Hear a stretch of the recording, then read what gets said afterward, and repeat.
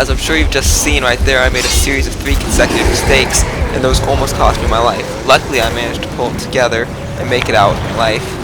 However, I did it barely with only 2 health remaining. Now I'm switching right over to wave 10, as nothing really interesting happens in between waves 8 and 10. This is where it gets quite interesting, because on wave 10 when soloing, you'll now have to deal with multiple flesh pounds, which is a challenge most definitely.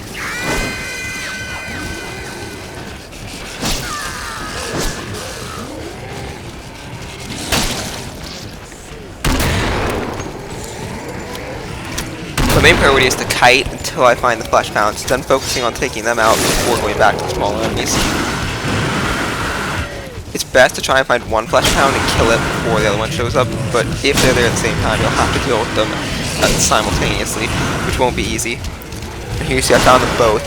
Now I have to focus on killing both of them without letting either of them rage, which is quite hard. I managed to fail pretty easily here. Luckily, I managed to use the knockback for my axe to keep him from actually hitting these rage attacks for quite some time. I keep looking behind me to make sure I don't fall off that cliff. If I did, I would most likely die. Now here, I can't get away from that attack and he hits me, but that stops his rage, so now I can take him out safely.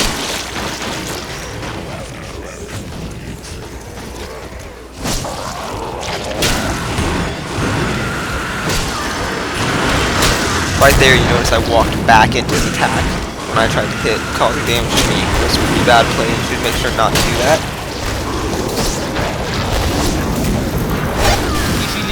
As you saw there, the husk fireballs can actually set the enemies on fire if they walk into the AoE where it hits, which can be useful, but also dangerous. As if it sets a Scrake on fire and rages it, it could get you killed. Here I just fast forwarded through a lot of kiting, which is quite boring to watch.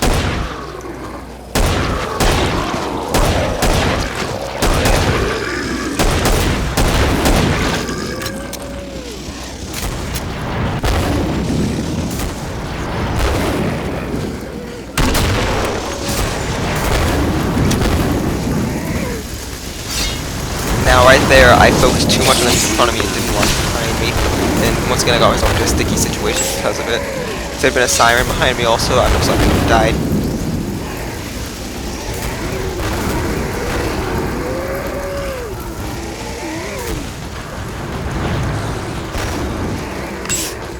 So in the foreground, you can see one of the Scrakes has been caught on fire from a husk, which was bad for me because if he had become enraged, it would have made this fight a lot harder. However, luckily he did not.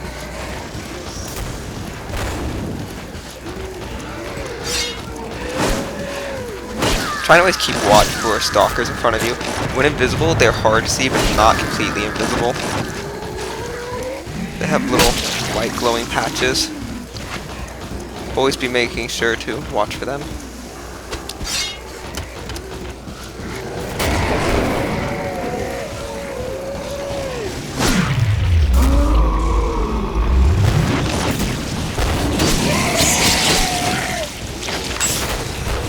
Headshotting is also very important to make sure to do with melee weapons.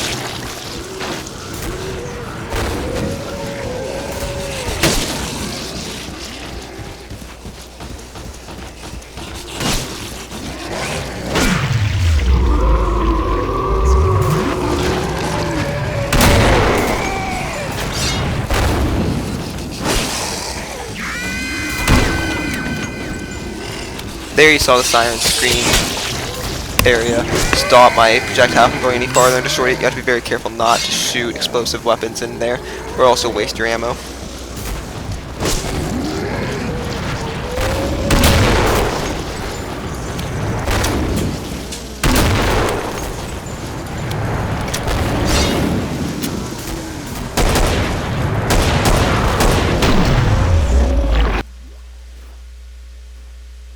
Here's some more kiting.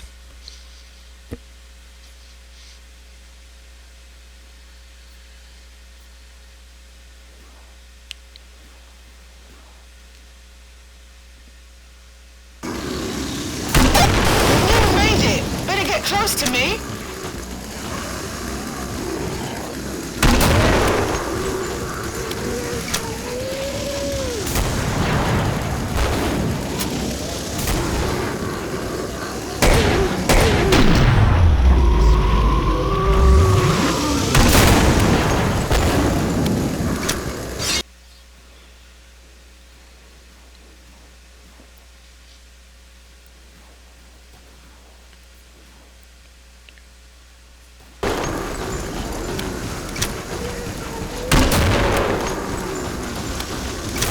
There I used my range weapon to enrage this Greg and get it away from its allies so I could kill it more easily without having to worry about getting hit by anything else.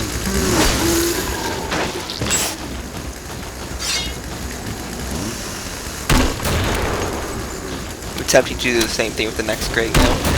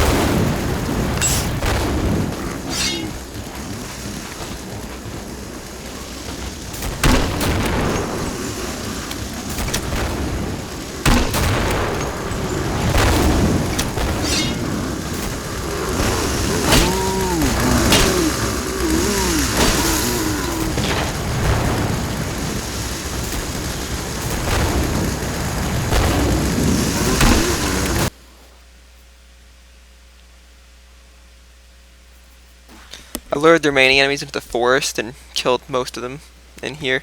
Then I run to the trader after this for the boss fight.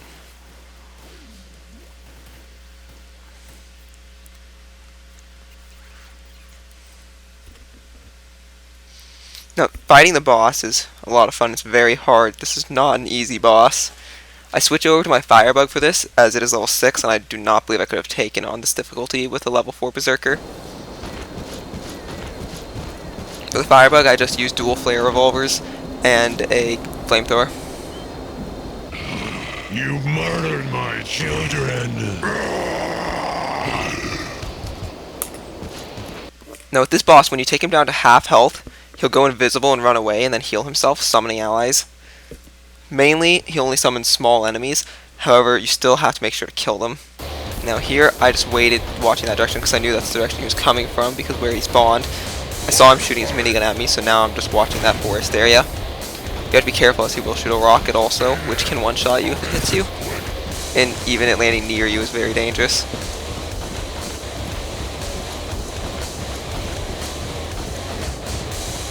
This is the end of you. I can't quite locate him through all the trees, so I'm just waiting for him to get closer. Now that rocket landed behind me. If you notice, it took all my armor and about half my health. At this point I started to wonder if I'd actually be able to kill him.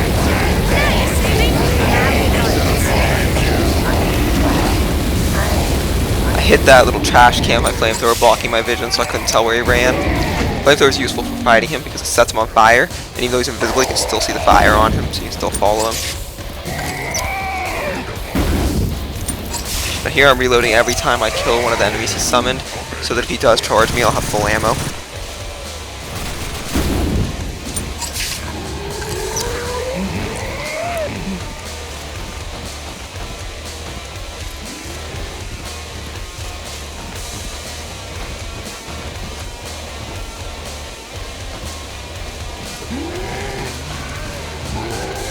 I decided to go this way to eliminate the rest of the summoned units. Luckily I hear him charging his minigun behind me and spray him down before he could kill me. If he had gone even just a second or two more I would have died there. And that is my solo HOE. I hope you enjoyed it. If you did, leave a like. I'll see you in my next video.